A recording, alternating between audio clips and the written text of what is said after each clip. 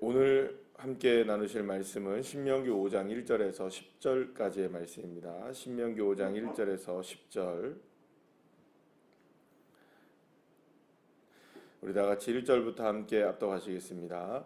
모세가 온 이스라엘을 불러 그들에게 이르되 이스라엘아, 오늘 내가 너희의 귀에 말하는 규례와 법도를 듣고 그것을 배우며 지켜 행하라. 우리 하나님 여호와께서 호렙산에서 우리와 언약을 세우셨나니 이 언약은 여호와께서 우리 조상들과 세우신 것이 아니요 오늘 여기 살아있는 우리 곧 우리와 세우신 것이라.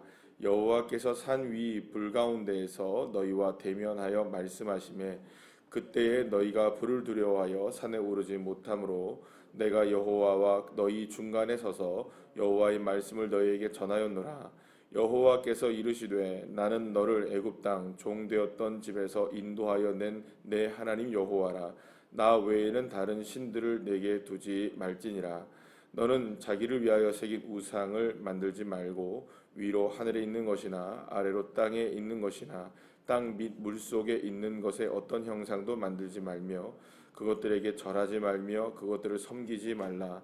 나 내 하나님 여호와는 질투하는 하나님인즉 나를 미워하는 자의 죄를 갚되 아버지로부터 아들에게로 3, 4대까지 이르게 하거니와 나를 사랑하고 내 계명을 지키는 자에게는 1000대까지 은혜를 베푸느니라. 아멘.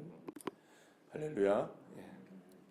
신명기 5장에 이제 들어오게 되었는데요. 이 신명기 5장은 신명기의 다 세 편의 설교 가운데 두 번째 설교의 첫 부분에 시작이 됩니다.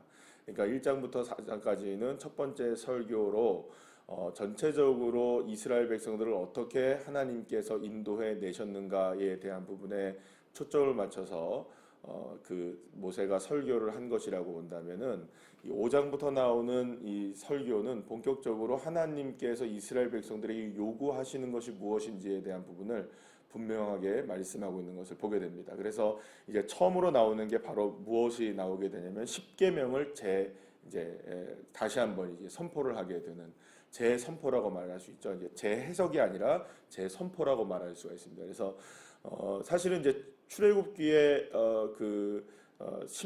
십계명의 내용과 이 지금 신명기에 나오는 십계명의 내용이 약간 조금씩 다릅니다. 이게 그 달라진 이유는 뭐냐하면 학자들마다 이것을 해석하는 방법들이 조금은 다르긴 하지만 실제로 어떤 분들 그렇게 얘기를 합니다.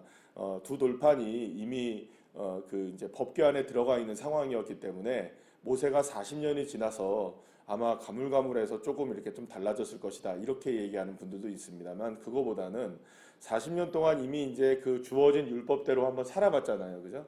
살아봤기 때문에 그 산 것을 이제 어떻게 이스라엘 백성들에게 목회적으로 적용하느냐의 문제를 조금 더 가미시켰기 때문에 첫 번째 내용에서 두 번째 내용이 약간 이렇게 변형된 부분이 나오게 된 것이다 이렇게 해석하는 부분이 훨씬 많습니다. 그래서 실제적으로 우리가 따져 묻고 들어간다면 왜 출애굽기의 이 십계명과 우리 그 신명기의 십계명의 내용이 좀 다르냐라고 얘기한다면 글자 그 숫자대로에 대한 문제보다는 그것을 우리가 해석하여서 목회적으로 전달하는 과정에서 약간의 수정이 있었다는 것으로 우리가 해석하면 훨씬 더 좋을 거라는 생각이 듭니다.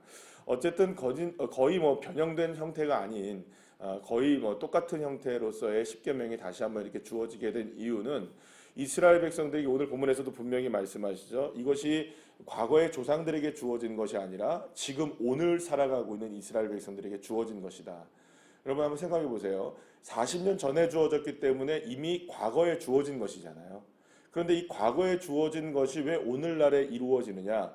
하나님의 말씀은 살아있기 때문입니다.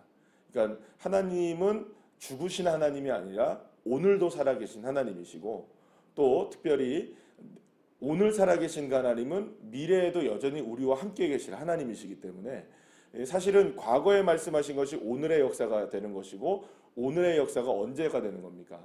또 내일의 역사로 이루어지게 되는 것이라는 것을 분명하게 말씀하고 있는 것이죠. 그래서 우리가 보통 이 부분에 있어서 우리가 함께 생각할 부분이 아브라함의 하나님, 이삭의 하나님, 야곱의 하나님 이렇게 얘기하시죠. 근데 그 하나님이라는 부분이 아브라함과 이삭과 야곱을 거치면서 전혀 변함이 없으셨다는 겁니다. 그 언약이 변함이 없었고 그들을 인도해내시는 하나님의 은혜가 변함이 없었다는 것이죠. 그러니까 시대를 지나도 하나님은 여전히 동일하신 하나님이라는 사실을 이 아브라함, 이삭, 야곱의 하나님이라는 고백을 통해서도 분명히 드러나게 하는 것을 보게 됩니다. 결국에는 지금 여기서 말씀하고 있는 것처럼 십계명은 그러면 과거의 이스라엘 백성들에게만 주어진 것이냐? 그럼 모세가 시내산에서만 주어진 것이냐? 아니라는 것이죠. 시내산에 주어졌던 40년 전에 주어졌던 이스라엘 백성들에게 율법이었던 이 십계명은 여전히 40년이 지난 이후에도 이스라엘 백성들을 위한 것이고, 그러면 여러분 생각해 보세요.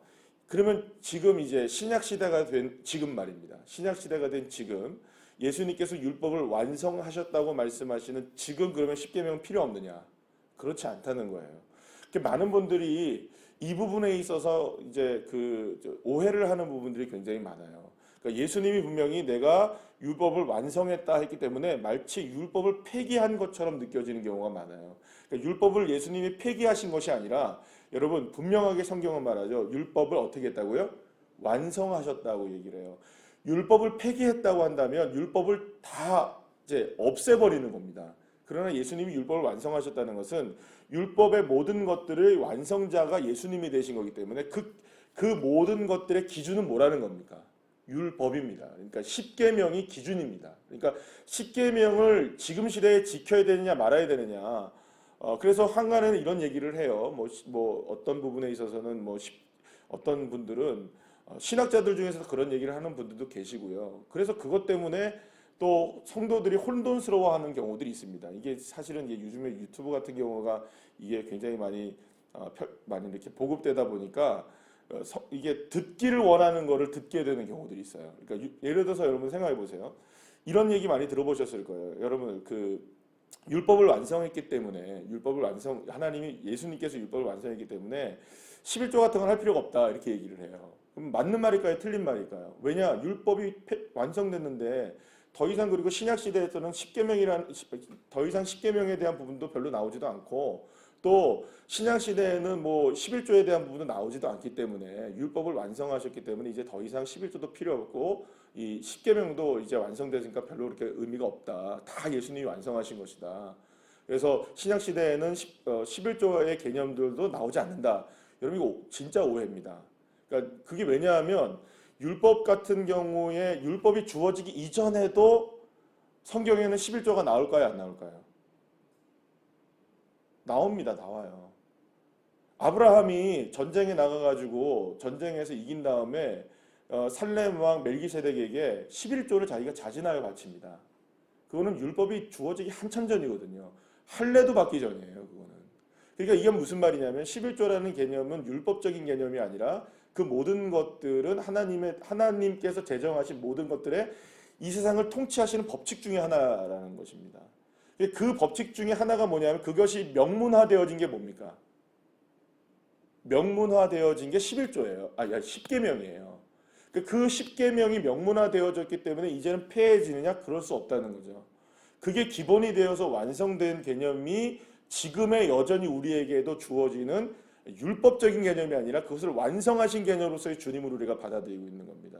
다시 말하면 좀 어려운 얘기이긴 하지만 이 십계명이든 율법이든 이 모든 것들이 다 필요 없는 것이 아니라 이것이 기준이 되어서 지금도 과거에 말씀하신 그 하나님이 그 하나님의 은혜 가운데 지금도 여전히 우리에게 흐르고 있는 하나님의 은혜가 있다는 것을 기억하셔야 된다는 거예요. 그러니까 함부로 십계명이든 뭐든 율법이든 다 폐했으니까 우리 지키지 말아야 된다 이렇게 얘기하시면 안 됩니다. 예를 들어서 유튜브 같은 데에서 그런 말씀 보고 이거 어떤 신학자가 이렇게 얘기했는데 어떤 목사님이 이렇게 얘기했는데 여러분 그렇지 않습니다. 그분들이 그렇게 얘기한 부분이 분명히 신학적으로 어떤 근거를 대고 할지는 모르겠지만 그보다 훨씬 더 신학적인 부분들이 훨씬 많습니다. 그러니까는 그 부분들을 여러분들 꼭 기억하셔야 돼요. 왜 제가 이 말씀을 드리냐면 오늘 이 시간에 십계명을 다시금 재선포하시며 재해석하고 있는 모세는 분명하게 뭐라고 말씀하고 있느냐? 과거에 말씀했던 그 하나님이 아니다. 오늘 이 시간 다시 말씀하고 있는 하나님이시다. 이 말씀을 하고 있거든요.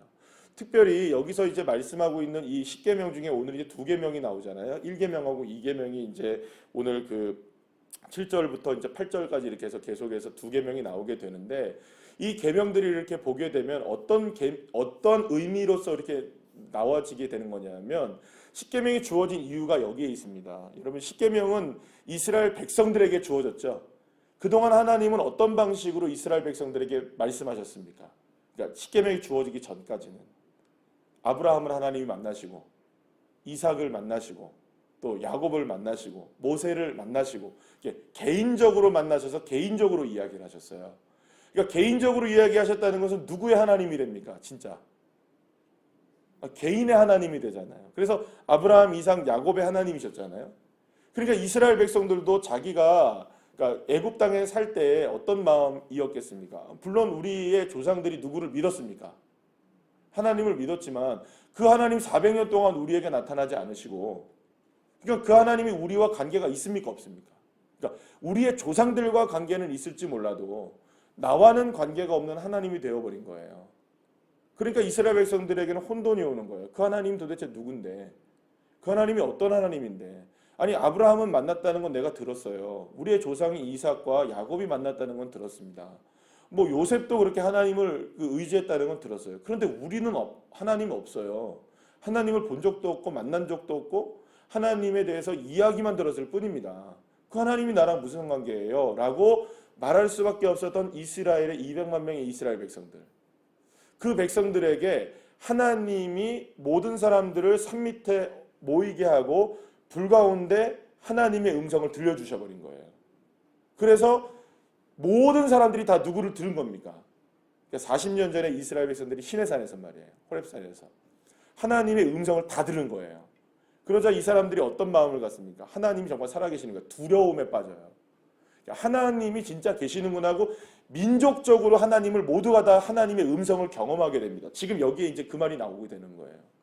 그리고 나서 하나님이 자기 자신을 현현이라고 얘기죠. 보여주시고 나타내 주신 다음에 그 나타내 주신 그것을 무엇으로 명문화시키는 겁니까? 이제 돌판에 새겨서 그것을 글자로 만들어서 누구에게 준 겁니까? 이스라엘 백성들에게 준 거예요. 그러면 이 말은 무슨 말입니까? 내가 너희를 이끌고 있다는 것, 내가 너희를 지도하고 있다는 것, 내가 너희를 사랑하고 있다는 것, 내가 너희에게 은혜를 베풀고 인도하고 있다는 것을 명문화시켰다는 말은 무슨 말이냐면 이제는 이 언약, 이 십계명을 통하여서 너희들과 내가 관계 속에서 언약을 맺겠다라는 걸 분명히 명문화시켰다는 것이죠. 그래서 이것을 보여주면서 이제는 너희가 이 말을 따라야 된다라고 얘기를 하고 있는 거예요. 그러니까 이스라엘 백성들은 이제 누군가의 하나님, 그러니까 아브라함의 하나님, 이삭의 하나님, 야곱의 하나님이 아니라 이스라엘 백성들 전체에다가 뭘 얘기하신 겁니까? 십계명을 선포해 버리신 거예요. 그러니까 이 십계명을 통하여서 하나님을 만나게 되고 하나님이 어떤 분인지를 알게 되게 됐다는 것이죠. 그러니까는 더 이상 이스라엘 백성들이 그거는 아브라함의 하나님이지, 그거는 우리 조상 이삭의 하나님이지라고 말하지 못하도록 모든 사람들이 볼 수 있도록 이 돌판에 새긴 글자들을 허락해 주셨다는 거예요. 그래서 이스라엘 백성들이 더 이상 발뺌하지 못하는 겁니다. 내가 너와 맺은 건데 이렇게 얘기하는 거예요. 이스라엘 백성들 모두와 맺은 건데 나는 아닌데요? 말할 수 없도록. 그래서 십계명이라는 것은 어떤 의미를 갖냐 하면 마치 이런 거라고 볼 수가 있는 거예요. 예를 들어 얘기하면 이스라엘 백성들과 하나님과의 마치 결혼 계약처럼 느껴지는 거예요. 내가 너와 함께 결혼을 한다. 그러면 이제부터 너는 어떻게 살아야 되느냐? 내 뜻대로 살아야 된다. 너는 이제 나의 신부다. 내가 너의 신랑이고 너의 신부다. 라는 개념을 가지고 십계명을 접근하면 굉장히 이렇게 어렵지 않게 느껴지는 부분들이 많이 있습니다. 그러니까 물론 지금 시대의 고대 사회의 결혼과 지금 시대의 결혼의 개념이 많이 바뀌어진 세대에서는 우리가 그렇다고 해서 이렇게 결혼을 해 라고 생각할 수 있는 부분이 없지 않아 있긴 하지만 고대 사회의 결혼의 개념으로 우리가 생각을 조금 더 해본다면 십계명이 훨씬 더 접근하기가 쉽게 느껴지게 되는 것이라고 말할 수가 있어요. 자, 그럼 1계명을 한번 보시죠. 1계명이 어떤 겁니까? 나 외에 다른 신을 두지 말라. 여러분 신랑과 신부를 생각해 보세요. 나 외에 다른 신부 있어야 됩니까? 나 외에 다른 신랑이 있어야 됩니까? 쉽게 느껴지죠? 그러면 여러분 두 번째 계명 뭡니까? 자기를 위하여 새긴 우상을 만들지 말고 그것에 대한 형상을 만들지 말고 그것을 절하지 말라. 이 말은 무슨 말입니까?